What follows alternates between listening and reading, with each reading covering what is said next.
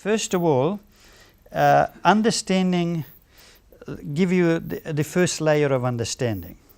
And that in the ancient times in the Greeks and Romans and the Egyptians called the lower mysteries. And the lower mysteries means mysteries of life, which the average person should know about, which they didn't even in those days, and today they don't know. So let's first deal with the lower mysteries, and then the higher mysteries, and then the link between the two, and what is the whole spiritual path is about, the real path.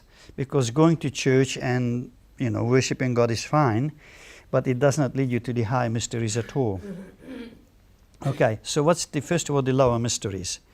Because I said you have to have some layer of understanding, and then from the lower mysteries you are taught about the higher mysteries and the link between the two, and how you get on a practical level to experience the higher mysteries. That is the final gnosis or revelation or enlightenment process. How to actually experience the higher mysteries, not just knowing about it theoretically, but to experience it, okay? So let's see what the lower mysteries are. Well, the lower mysteries are simply that you are a human being with a personality and a soul, as in the lower religions say body, mind and soul. You have a physical body in which you live in this world. You have a what they call mind, which includes if you a threefold division, your mind, which would include all your psychic apparatus and thinking and feeling mechanism, and your soul, which is something vaguely referred to, but nobody knows what really it's all about. Okay, this is in the dealing on the lower level of religion, or the orthodox layers of religion. So you have body, mind and soul. And the mind includes, in the normal orthodox understanding of religion, your emotional faculties and every kind of intermediate faculties, and the soul is somewhere floating far away, which sometimes, somehow you might be able to get to know sometime, but not now and not in this lifetime. So, completing the lower mysteries, according to any orthodox religion, all of them, all the 7 great religions, there's a law in this life. And the law is that how you do on your body level, on this life level, what reward you get in the after-death condition. This is all part of the lower mysteries. So, if you have been a good boy, a good girl, you will go to heaven. If you have been a bad boy and a bad girl, you will go to hell. And if you couldn't make up your mind, you will go to limbo. If you didn't know, well, sometimes you did good, sometimes you did bad, and you mix it all up. Well, first you have to go through a stage of either limbo or purgatory. Purgatory means it's a kind of state which is neither heaven nor hell, okay? Anyhow, in the lower understanding of the lower layers of religion, I'm talking about all of the religions now, not only Christianity, but Hinduism, Buddhism, you find that they have these concepts of heaven worlds, hell worlds, limbo states, intermediary states, after death conditions, call it what you like. In all religions you have this concept that after when you die something happens to you, okay? It's a standard, whether you talk about Shinto religion or Taoist religion, Buddhist religion, there is a concept that, how you live in this lifetime will determine what happens to you after death. And it's perfectly 100% correct, it's true. So this is the lower mysteries, to understand that there is a consequence to our life. And in the materialistic society, in the materialistic world, even that is not taught. So in the general education level, even the lower mysteries are not taught. As nobody at school will really understanding from honest explains to you, when you're a child or when you're in university or somewhere, the whole structure of the invisible worlds and what happens to you and why it's important to be good, or why it's important to do this, why it's important not to do the other things. This in a pure scientific manner is not explained. It's given to you belief system. If you study modern education, you learn about all kinds of things, but what you believe in is your affair, and if you believe in God, that's fine. If you don't believe in God, that's fine too. So far as the education system concerned, it's not their concern to educate you in the afterlife conditions, okay? This is normal standard educational level of whether it's primary school, secondary school, university, postgraduate, whatever. If you have any ideas about that, it's your own private little philosophical ideas, and you can believe in this or that or the other thing, but it's not really their concern. All right, so the world is desperately starving of even understanding the lower mysteries, let alone anything higher than that. Even the lower mysteries are simply absent on a practical level in society. So you have to understand that, because when you approach the higher mysteries, you have to understand how societies, what you haven't been taught, what you haven't been practicing, and then, because then we have to do precisely the things which you haven't been taught and precisely the things which you haven't been practicing. Okay, this is important, otherwise we cannot approach the higher mysteries. So we know on the lower mystery level that, by the way, on the lower mystery level, a lot of people believe. Of course, there is no doubt that there is half the population of the planet actually believes in something. They believe in an afterlife, they believe in some sort of a spiritual reality, they believe in God or goddess or something. There is a belief system which is, every religion has, and people belonging to that religion will believe in something. But that belief system itself will not lead you to anywhere else, because it's just a belief system. You can believe in anything. So there is a tendency to believe, and then your beliefs can be questioned because somebody can argue against it, for or against, or something like that. But we don't go into that detail. But there is a certain belief system. If you believe in a religion, you believe in something. But for the most people, even that belief system is weakening nowadays. Even that belief system is, people think it's just superstition. And when the scientific education came in, the first layer of science always taught that, all this stuff about the church, teachings about God and angels and soul is just a whole lot of superstition, because nowadays our materialistic knowledge can prove that how the universe works and all that is not necessary. All this superstitious belief about a creator or a cosmic intelligence is not necessary, because you can prove it by science that there was a big bang and was this happened and that happened and that's it. You don't need all these other superstitions. So on the worldly level, anything religious is termed as a pure superstition, especially if you are brought up in a communist education system. The first thing they tell you in a communist, which is a typical materialistic education system, is that the church and all this stuff about religious is just a total nonsense, and it came from the dark ages of ignorance, when people were ignorant. But now we can mathematically prove everything, and we can have studied biology and physics and chemistry, and that is absolute proof how things work, and there's no need for religious superstition. This is the materialistic approach, especially in the communist states, where materialism explains everything. So don't need for religious superstition. Right. So we're coming to the point where hundreds of millions of people are even below the level of ordinary faith or ordinary level of, say, belief in something, in spiritual value. Okay, it's just sheer materialistic explanations of things, and a lot of people believe in that, just that sheer materialistic explanation, as if it was the truth, which is not even 1% of the 1% of the 1% truth.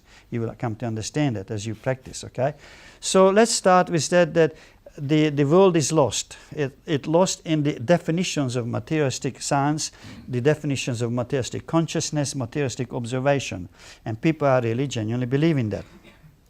Okay, so let's come back to the first level of mysteries, the lower mysteries. According to the lower mysteries, your life is not insignificant. On the contrary, your life is actually very significant, because whatever you do now in this lifetime will determine your after-death conditions. And that's a basic principle of the lower mysteries. As you live, it is called the period of sowing, and when you die, it's called the period of reaping.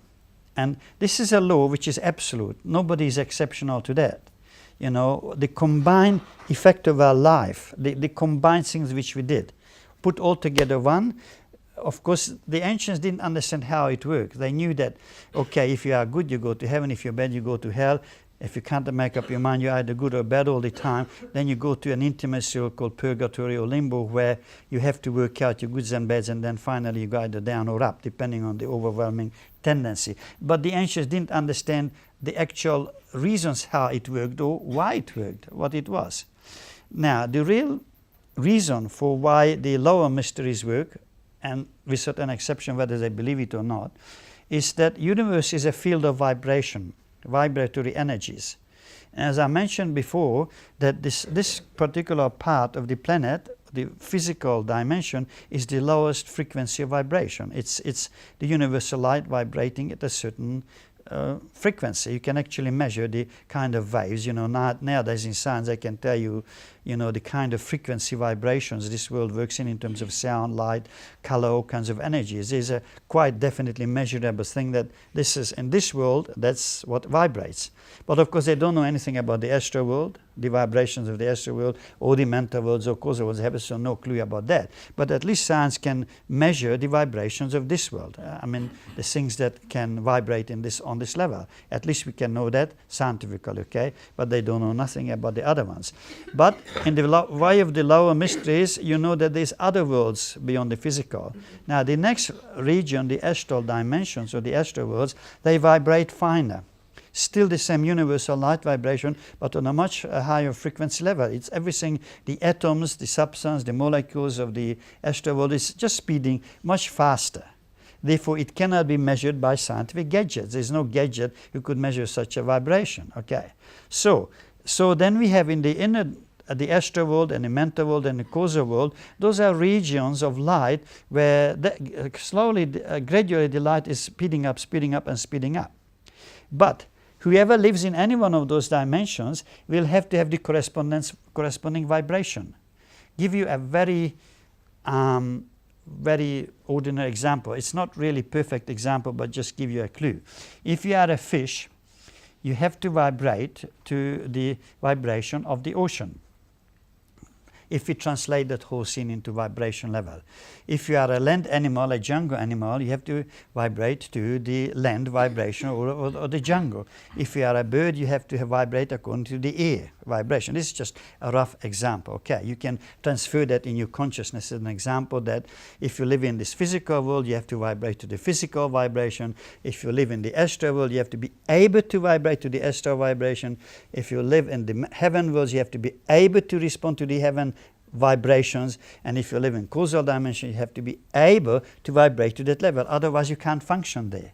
So this is the lower mysteries. In the lower mysteries, you have to, if you want to go to any dimensions, which you do, whether you like it or not, you have to vibrate there. So when we had a very rough life all our life, say a person who is basically was living an evil tendency, all their life was basically evil, negative, dark. Well, naturally, the vibration of the astral body, the vibration of their mental body, was of such a low quality that after the death process, it's impossible for them to rise up, because this is a systematic universal vibration. Vibration akin to vibration. Similar vibration attracts similar vibration. So that's why hell worlds have arisen, intermediary worlds has arisen, heavenly worlds has arisen, causal dimensions have arisen, and the vast scale of universal vibration, an infinite ocean of universal energy. But it begins to structurize itself because of entities vibrating at a certain point and developing that quality of vibration. You see, the people in the so-called hell worlds, which are the lower regions of the astral world, we call the astral world, they cannot vibrate to any higher vibration. They cannot sense it. They cannot reproduce it, so they get stuck on the heaven regions. People are in the heaven, in the hell worlds. People who are in the heaven worlds, they cannot vibrate to a low vibration. They cannot feel hate.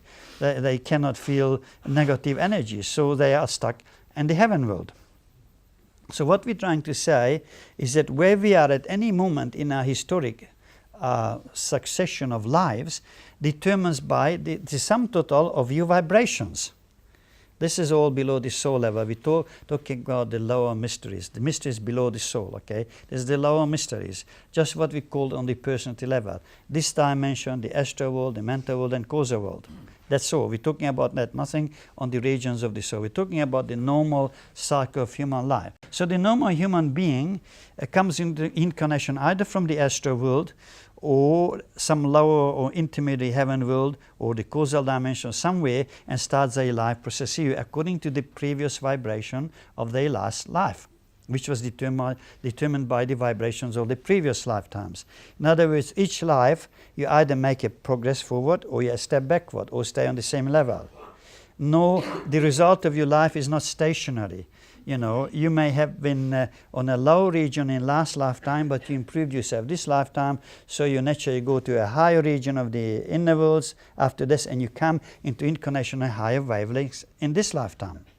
It's absolutely scientific spiritual law, unbending, unbendable, nobody can change it. So it means that you can modify yourself. Each lifetime you can go backwards, stay as you are, or go forwards. This is still part of the lower mysteries.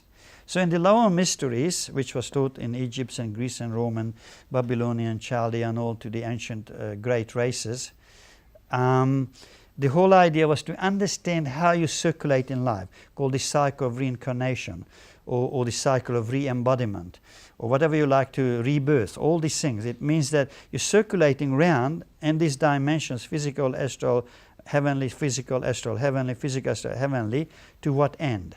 So this was the first lesson humanity was taught, that there is a circulation, and that has a result according to each life you have produced. And each life you can change it. You are completely free to go backwards, stay as you are, or go forwards.